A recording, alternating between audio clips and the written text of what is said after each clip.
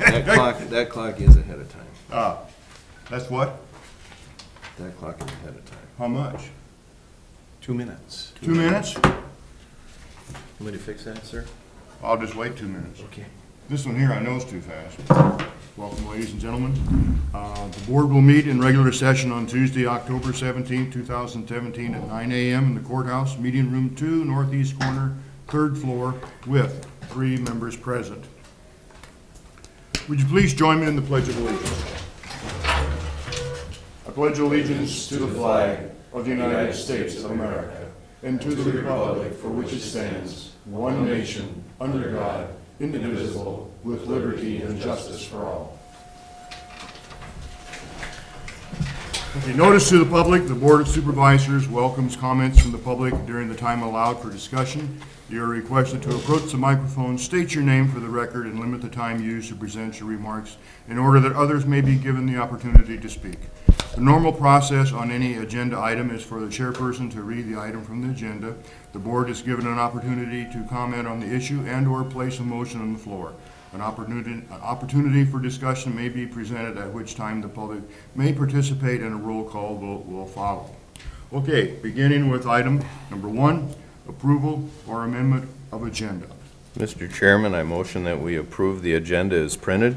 And I'll second. It's been moved and seconded. Any discussion? If not, roll call vote, please. Patton. Yes. Thompson. Yes. Slosik. Yes. Motion is carried. On then to our consent agenda, and the chair would entertain a motion that we approve the claims. Mr. Chair, I would make a motion to approve the consent agenda as printed. Mr. Chairman, I will second that. Okay, it's been moved and seconded to approve the consent agenda as printed. Is there any discussion? If not, roll call vote, please. Patton. Yes. Thompson. Yes. Slosik. Yes. Motion is carried. Our next one is our item number 10, Youth and Shelter Services. David Hicks, Marshalltown, YSS Director, and says here he'll present a first quarter update. Good morning. Good morning. Morning, everyone. David Hicks, Director of YSS of Marshall County. First quarter report. Put some data in that first paragraph. We had 39 crisis or early interventions this first quarter, which is up 7 from the quarter this time last year. Those would be our crisis calls, our walk-ins, or anybody in need of immediate services that have to be addressed at that time. So we definitely had a busy first quarter. We don't anticipate that slowing down much, but we'll continue to serve those who walk in our door. And our contract with the county states that we can bill for our time for anyone 18 and under. So we had 12 of those who met that criteria, who were 18 or under seeking services from YSS. Of course, the majority were adults. A lot of those were seeking housing assistance.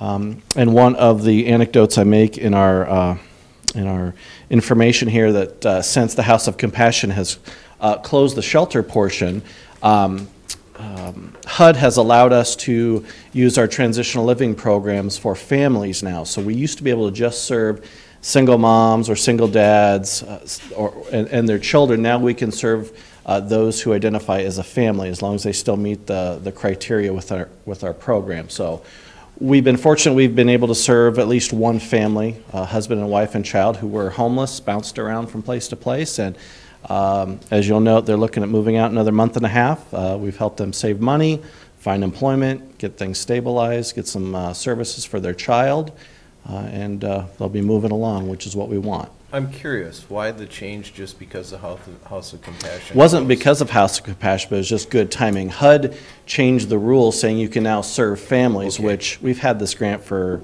I've been there 21 years, so at least that time. So it was really just good timing. HUD says you can now serve families because they're seeing the need for transitional housing for families as opposed to singles being as important. So when we got that word, we said, hey, House of Compassion, we can serve your families. A certain number of limited families, of course, and we're not an emergency shelter. They still have to go through the process and the assessments that we have. But it was just really good timing. So we're pleased that HUD would allow us to serve families, and the timing was perfect. for Marshalltown. I do want to share an interesting study. This just came out not too long ago. I'll give it to the board to review. It's a study that was done here in Iowa from 2012 to 2014. It's the ACEs study. So ACE stands for Adverse Childhood Experiences. This information was collected over a 2-year period of time with a standard survey that were performed by the Iowa stakeholders. So it'd be hospitals, Department of Ed, social services, child abuse prevention services across Iowa, Unity Points. So they wanted to measure for the people who were seeking services the link between childhood trauma and risky behaviors, and then how that measures to health issues in adulthood.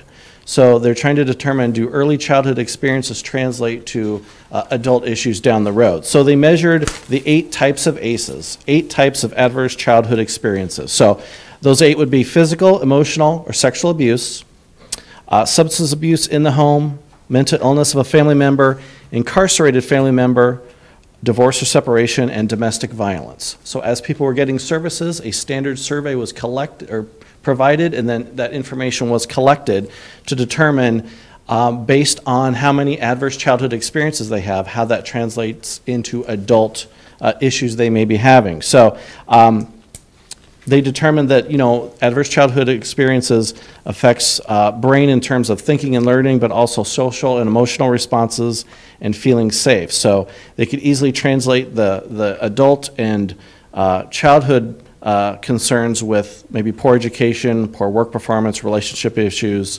as an adult. So the community then may see increased crime, homelessness, substance abuse, and higher unemployment if the adults had experienced adverse childhood experiences. So some of the data I want to share with you, the results for the ACEs study showed that 56% of Iowa adults reported at least one ACE. So at least 56% of Iowa adults have experienced one of those 8 that I just mentioned. While 14.5% experienced 4 or more ACEs, indicating a significant level of childhood trauma. So in the state of Iowa, those that were surveyed, 14.5% experienced that abuse, trauma, divorce, drug abuse in the home, mental illness in the home. In Marshall County, 13.2 adults reported 4 or more ACEs. Comparing that to Polk County, 14.1%, Story County, 10%, and Jasper County, 13.5%. So Marshall County seems to have a higher amount of adults who have experienced adverse childhood experiences. So some of the solutions we can take from this, and really that's the bottom line, we can tell all the horror stories we want, but the services that YSS provide and other agencies provide, we want to, you know, make those community connections right away with some of those young people who are experiencing some of those issues, and the Board of Supervisors funding that helps us do that with that 18 and under population really helps us work with those young people who may be experiencing homelessness, trauma in the home, abuse, or neglect. So the sooner we can reach some of those young people, the sooner we can start reducing some of those negative impacts that may lead to adulthood issues. So the study is very interesting. Marshall County ranks high in ACEs, but we do have agencies that are addressing those needs, and we've, you know, always appreciated the Board of Supervisors' support as we seek funding to help offset some of those issues. Anything in this study that surprised you? No, it just kind of confirms that there's just a lot of issues going on in people's homes, and it measures divorce and separation, which divorce is fairly common. It happens. Relationships do fall apart. So it may not negatively affect every kid, but I think those 14.5% who had 4 or more of those ACEs, that doesn't say that they're having a poor quality of life, but chances are there was some resilience they had, maybe some services, maybe a caring adult who kind of offset those negative experiences. So I would like to see a study of those high adverse childhood experience adults. What helped them in their life path that they are able to maintain employment, a good relationship, avoiding drugs or alcohol, or treating their mental health issues. So that's kind of what the survey surprised me about. We haven't seen that part yet. What's a survey cost? I'm not sure what the survey costs. I'm But just curious. yeah, I'm not sure. I would be interested in the social cost of those who've had the childhood experiences that can't hold work, that are unemployed, can't maintain any sort of employment. You know, there's a social cost with these ACEs. I think that's probably where you're getting the largest cost, as opposed to the survey. And some of these kids would be 4, 5, 6, 7, 8, 9 years old when this happens? Yeah, and they could be 13, 14, 15 as well. And if you've had numerous childhood trauma experiences, it shapes your brain, how you cope with relationships, how you cope with social circumstances. And whether we like it or not, we're somewhat programmed to replicate the home we grew up in, and that's the good and the bad. And we can look at our homes, that we grew up in, and we try and do those same traditions, those same things that we grew up with, but also following along with that is sometimes the trauma and neglect that maybe happened along the way. No one was there to teach a healthy relationship. Nobody was there to show this is how you care for a family member with mental illness. Maybe a family member who was the head of household didn't finish school, so therefore school isn't a high priority. So they didn't finish school. So those are some of the things we commonly see that we serve at YSS. At some point in their lives there was trauma, and now it's affecting them as adults or young adults transitioning into adulthood. So we then have to go in and kind of teach some skills, reach out to other agencies who can assist to kind of get the train back on the track. You've been involved in this quite a while. And so obviously you're an expert in this, David. and has Marshalltown always been high, going back to maybe the years when you first started?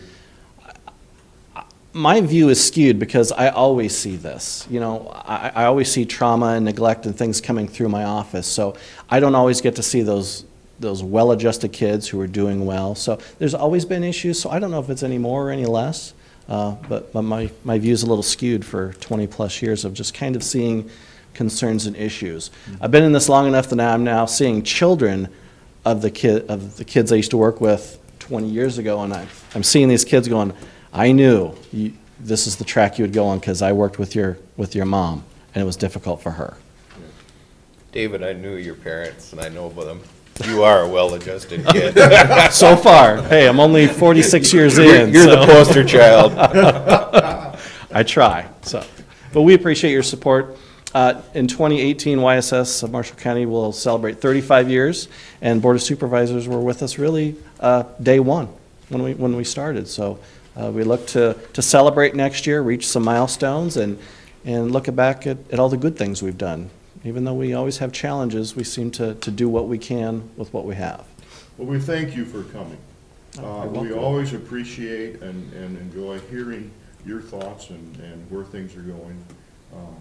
It keeps us kind of up to date a little bit. So Sure. thanks again. For Appreciate it. coming. And we may want to have another conversation of the MCOs. I think that issue is still out there. 3 MCOs and our payments are affected. So at some point we may want to have that conversation because it affects other agencies as well who receive Title 19 funding. Okay. So for another time. I'm getting mixed reports on different agencies. Some are not having any trouble getting paid, some are. The biggest problem I've heard is dollars that have been allocated are literally sitting in DHS's budget, and you've got individuals at DHS at the state level.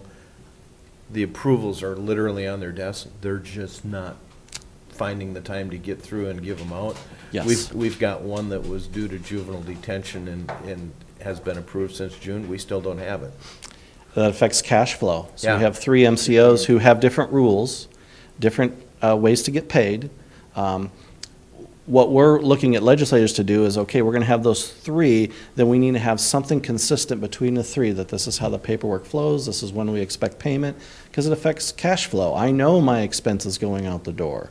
I don't know always when my revenue is going to start coming in. So we have one MCO that's very consistent, pays well. We have others that it's sitting on somebody's desk, waiting Right. that signature and processing. But what's- I think sometimes they look for picky little things that have to be perfect.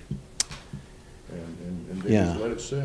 Yeah. What's sitting on our desk is not from the NCOs, it's from DHS. DHS The directly. DHS reimbursement, you Yeah, bet. and that's just kind of a cousin, so to speak, of the MCOs. so. Yeah, but you know, it's state funding. You've provided the service, your due payment. Yep. It's in your budget. Now you're looking at. And it's approved. Yeah, and that was last fiscal year, so now we're a quarter of the way in this year, and it's tough. Yep. That's difficult, so thanks again for your time. You Appreciate betcha. it. Thanks for coming. Yep.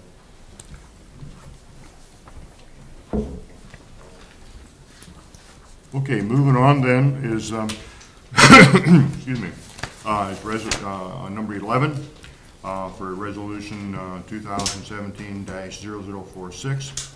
This involves the final approval to fund the site-specific design, final selection of road or site location, authorization to proceed with the acquisition of private property rights and needed by condemnation proceedings if necessary, and to construct the project.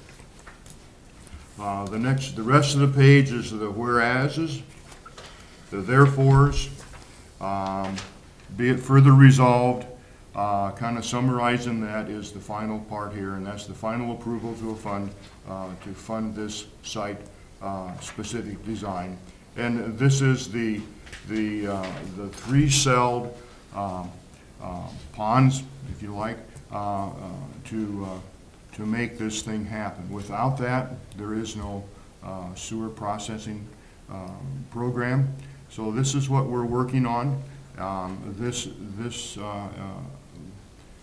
is just to help Green Mountain get the things that they need, is what it amounts to. Any comments here by the board before we go on into this? We've been working on this for 10 years? a little over 10 years. I think when it's all said and done, hopefully this will be a three-party deal. We're looking at receiving a community development block grant from the federal government for this. We're looking at rural water making a USDA loan through USDA for their ag area, which will be a grant and a loan. We're looking at maybe taking some funds from our low and moderate income housing fund for the county that we can use for nothing else, and getting this situation resolved in the community in Green Mountain. And I think it's important to remember that if all this does come to fruition, that the loan will be paid back by the ratepayers in the community of Green Mountain, and that there will be no effect to the property taxpayers in Marshall County. Okay, Steve, any comments on your behalf? I kind of come in the middle of this, so again, I think it's something that needs to happen, and Okay. It's been a long time. Part of the problem too, and I'll just say this for people who are listening, most of the lots in Green Mountain have their own sewer system, a septic tank, and as these septic tanks wear out, there's no more room in that lot to place a new one. You can't put a new one on top of an old one. Thus, then, because of that inability to put in a new septic system of their own in a lot of cases, then these houses can't be sold. If you're looking to get a loan from the bank to improve your home, that is not in the game either. And so this thing has to be taken care of, or what's out there is going to over the next few years diminish very much. And at that point, then the county would have to come in and help clean it up. And that would be taxpayers' money. And we really feel that the important thing is to help Green Mountain help themselves by getting this sewer system started. And this is the very first stage of it, the land for the three cells of the ponds for the sewer processing center. So, One more, I'm sorry. yeah, go ahead. One more thing that's important here is being proactive and doing this ahead of time. We will qualify both for the Community Development Block Grant and the USDA loan. If the DNR ordered this to be done by the county without us being proactive and doing it ahead of time, all of these expenses would fall upon the shoulders of the taxpayers of Marshall County. So by doing this and getting out ahead of the DNR and getting this project done, we're able to do this without a burden to the property taxpayers. Okay, the chair then will, at this time, entertain a motion to adopt this resolution. Mr. Chair, I motion that we adopt resolution number 2017-0046, final approval to fund the site-specific design, final selection of the route, or site location, authorization to proceed with the acquisition of private property rights needed by condemnation proceedings if necessary, and to construct the project. Is there a second? I will second. It's been moved and seconded to adopt resolution 2017-0046. Any further discussion? If not, roll call vote, please. Patton. Yes. Thompson. Yes. Salasek. Yes. Okay, the motion has been approved. Moving on then to item number 12, certificate of substantial completion. This is in discussion and possible action on approval of certificate of substantial completion for the Marshall County Courthouse passenger elevator upgrade to both north and south elevators by Hay Construction Services Incorporated. This is something we've been working on and talking about for quite a while, and we're finally coming to fruition. So, now if it looks like it's broken today, it's not. The inspector is going to be coming by and checking things, and there are little things that they have to put sheetrock over or something like that so that it doesn't goof up the inspection. And so that's what they're doing today. There's nothing wrong with the elevator. It's just one of those final punch list things to do. But at this time, the board, the chair would entertain a motion to approve this. Mr. Chair, I would make a motion to accept the certificate of substantial completion for the Marshall County Courthouse passenger elevator upgrade with Hay Construction Services Incorporated, with the original contract sum of $373,000 and certificate of substantial completion $382,718, which includes a change order of $9,718. Mr. Chair, I will second that. It's been moved and seconded. Any further discussion? If not, roll call vote, please. Patton. Yes. Thompson. Yes. Salasek. Yes. Okay. Motion's been accepted. The next then is secondary road consulting engineer contract with Calhoun Burns and Associates.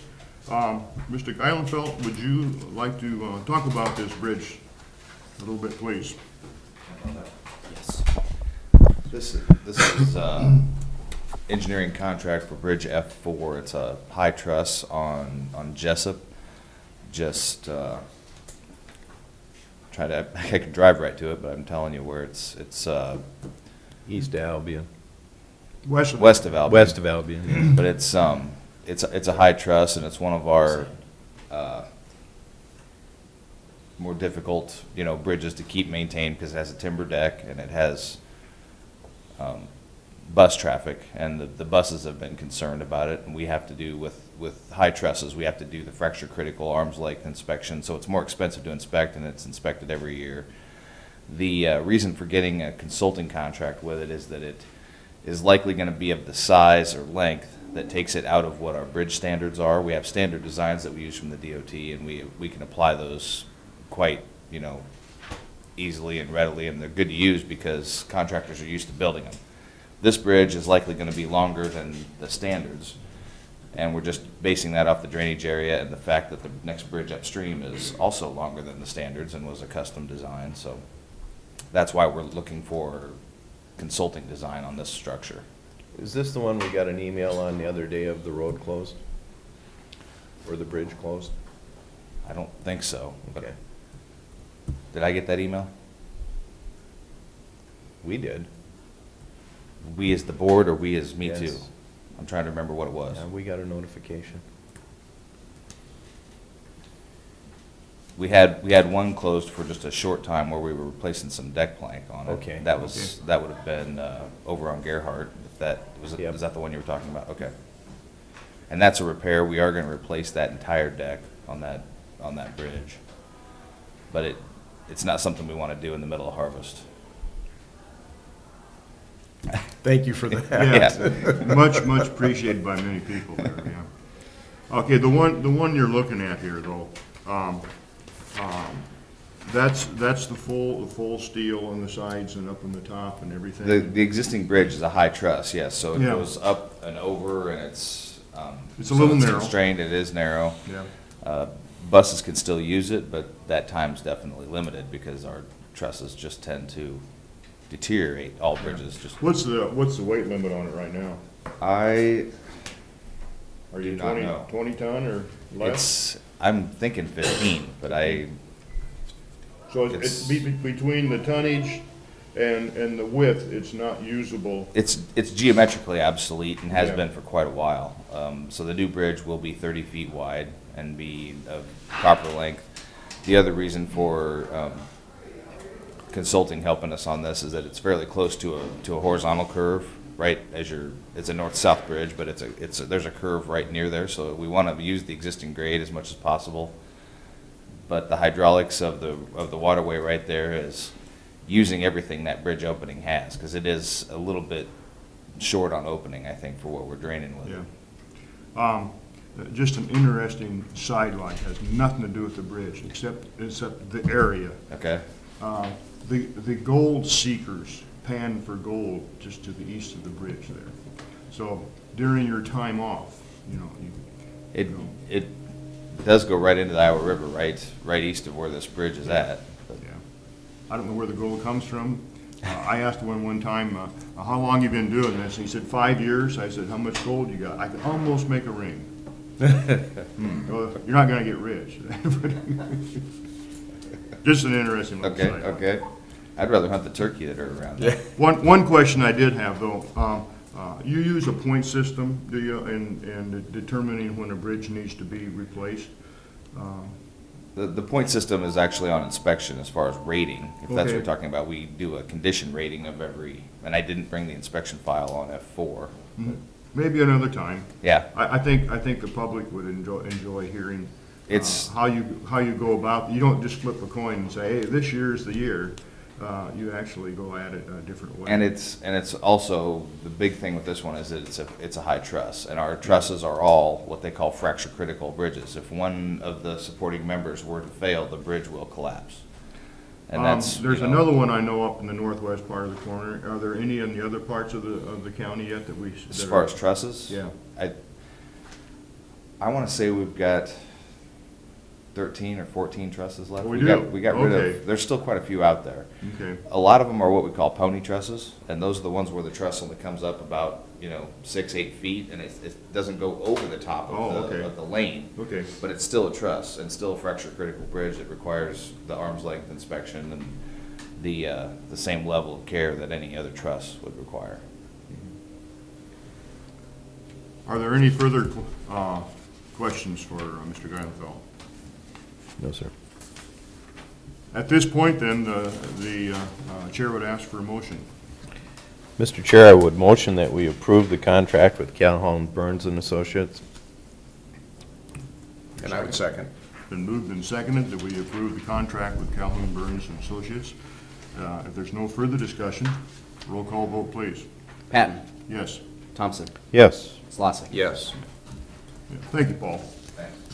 Okay, our next item is item number 14, and this is, we're going to spend some time here with Mr. Geilenfeld. This is the time when his personal contract of employment comes up, and I had warned people that there's a possibility you want to go into closed session, but that's something you have to ask us about.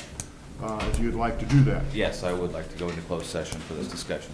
Okay, at that point then, Mr. Chairman, I would motion that we go into closed session pursuant to Section 21.5 of the Iowa Code, Section I, to evaluate the hiring performance of an individual. is there a second?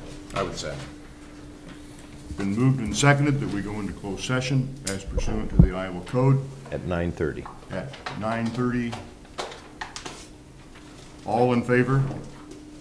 Oh, pardon me, I'm back to my old style. Roll call vote, please. Patton, Yes. Thompson, Yes. Slosik. Yes. So at this point, I have to ask everyone to leave. Thank you for coming, though.